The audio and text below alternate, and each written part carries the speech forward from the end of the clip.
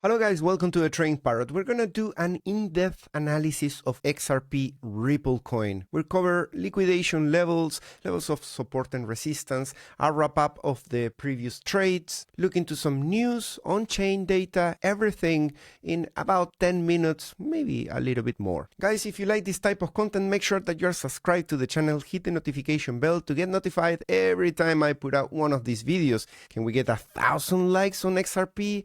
I don't know if the XRP army can really move that much, but well, let's see. Do you want to trade XRP, BTC, any altcoin and get up to $30,000 in welcome rewards? That's what Bybit is giving if you use the link down in the description to open a new account.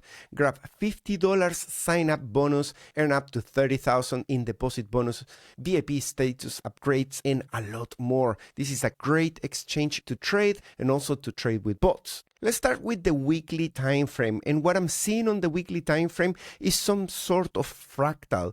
This pump that we had in here that, XRP loves doing these pumps and then kind of dump right after and have a long period where there is a cool down and then another pump and another cool down. It used to do it a lot in sideways, but now it's within an uptrend on the weekly time frame.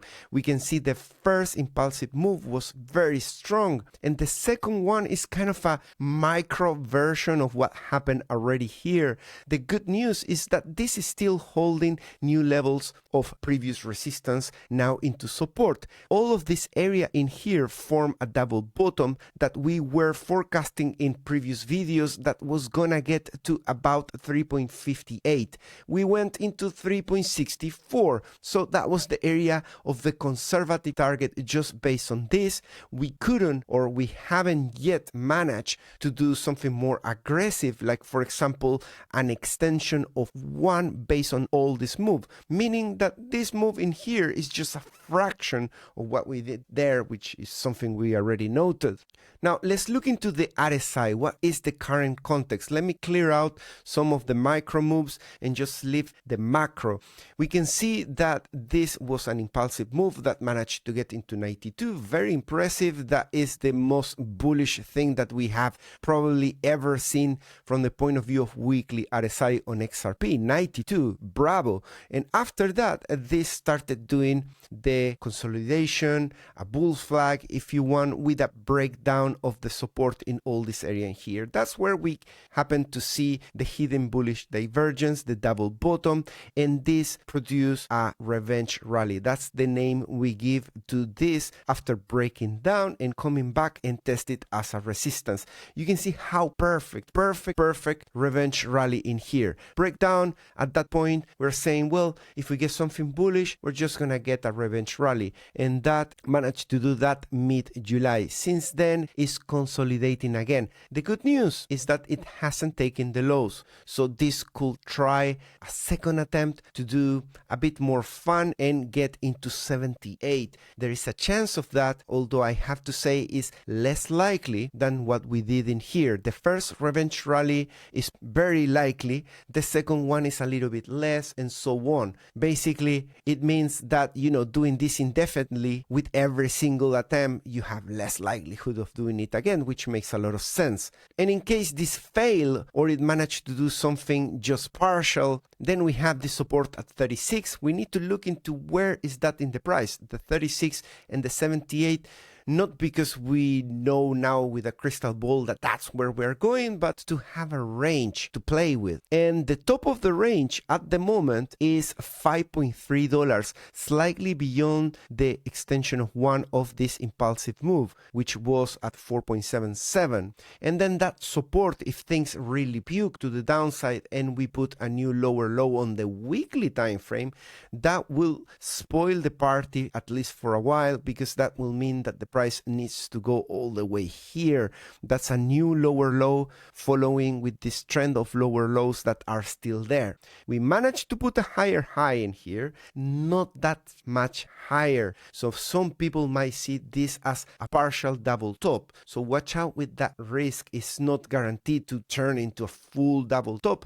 But if we went to come in here, then people are going to start saying, you see, double top. We want to prevent that. And for that, we want to defend this new support of 2.7 that was the previous resistance of the double bottom. And we want to continue in this direction towards those high targets. Ideally, we defended 2.7. The line in the sand for me is 2.4.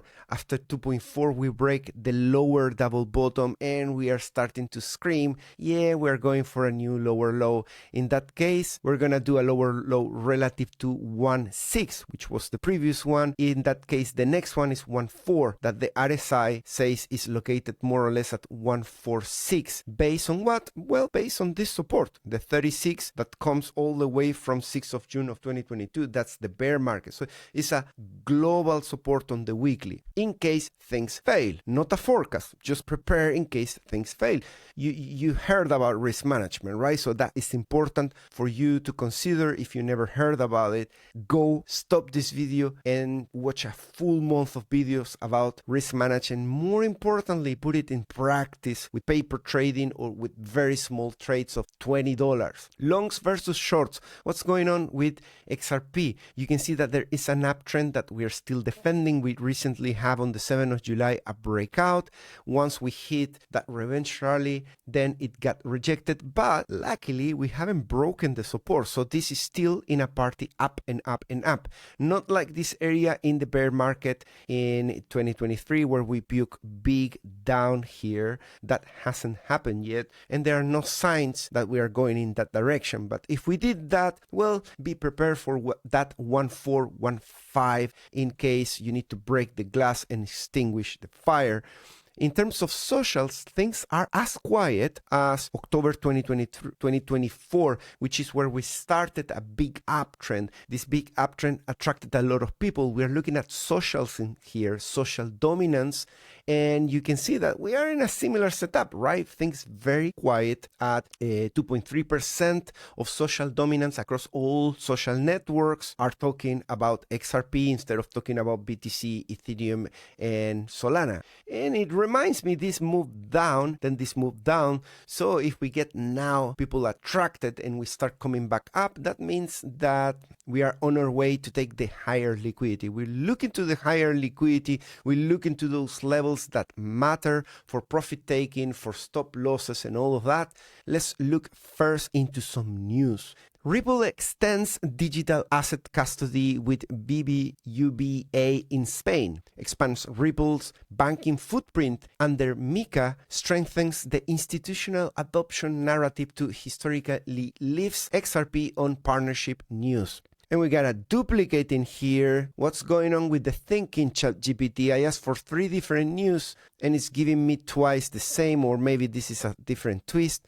The third one is moderate as XRP climbs as market price for Fed cut. This was published on the 9th, so just yesterday. In terms of on-chain data, we see a taker sell dominant both on spot and futures, which means that people are still in the mood of distributing with market orders. So watch out with that. That can turn the table any moment in September. Typically in a topping year that happens towards the end of September, that's just seasonality. Is not a guarantee. We can put things upside down in terms of seasonality as well. We have done that a lot this cycle. So don't just trust seasonality, but be informed of what seasonality has to offer and then be prepared for it to be upside down. Many people are going to say, well, then what's the point? But yeah, there is a point because seasonality maybe has less chances this cycle to play out, but still plays out overall. Liquidity, very important. And I want to see the liquidity on trading different first on the daily. That's the highest we can get.